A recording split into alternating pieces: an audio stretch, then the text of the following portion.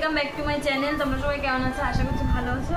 তো সকালবেলায় আজকে ঘুম থেকে উঠেছি। ঘুম থেকে ওঠার পরে বড়দি ফোন করেছে। বড়দি ফোন করে বলেছে যে তুই যখন এসেছিস, তো তোমাদের জানানো হয়নি অবশ্য, আমি মায়ের কাছে এসেছি, মানে হাবড়াতে এসেছি।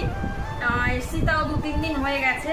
তো ভিডিওটা শেয়ার করা হয়নি, যেহেতু এই বৃষ্টি বর্ষার মধ্যে আমার আর ইচ্ছে করছিল না যে একটু ভিডিও করি, সেই জন্য ভিডিও করা হয়নি। তো এই যে এখন আমি বাবানকে এসে খাওয়াচ্ছি। এখানে হচ্ছে মুড়ি আর হচ্ছে কলা। ও মুড়ি কলা খেতে খুব ভালোবাসে, সেই জন্য সকালে টিফিন আজকে ওকে এটাই খাওয়াচ্ছি। এই যে দেখি তো একটু, হ্যাঁ। তো যেটা বলছিলাম, সকালবেলায় দিদি ফোন করেছিল যে এসছিস যখন একটু আমাদের বাড়িতে আয়, ঘুরে যা। ওই দিদি বাড়িতে এসছি, আমি আর মা এসছি সকালই। এখন প্রায় বাজে 11টা মতন বাজে। সকালে টিফিন করেই এসছি এখানে। যা বদমাইশি করে, ওর সাথে খেলাধুলা করতে করতে আমার মনে হয় সময় থেকে যাবে। হ্যাঁ না, দেখো কি অবস্থা করেছে, সারা খাটে মুড়ি ছড়িয়েছে। এই তুই কি করলি এটা? হ্যাঁ কি করলি তুই এটা?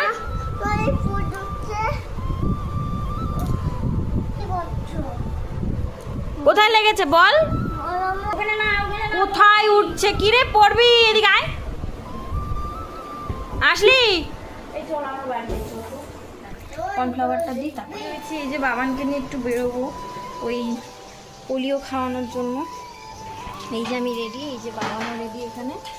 তখন চলো বেরোবো। দিদি যেহেতু ওখানে রান্নাবান্না করছে দুপুরে, সেই জন্য ও বেরোতে পারছে না, ওকে নিয়ে আমিই নিয়ে যাবো এখন, ওই জন্য ভাবছি। তো এই যে এখন রেডি হয়েছে, চলো আমরা বেরোই। আমার দিকে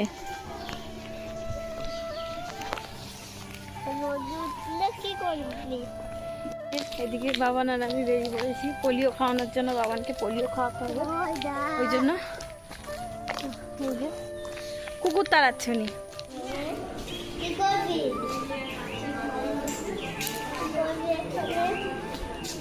কার্ড, তোমার কার্ড দেবে, তারপরে আমরা বাড়িতে যাব। হ্যাঁ ঠিক আছে, আমাদের পোলিও খাওয়ানো।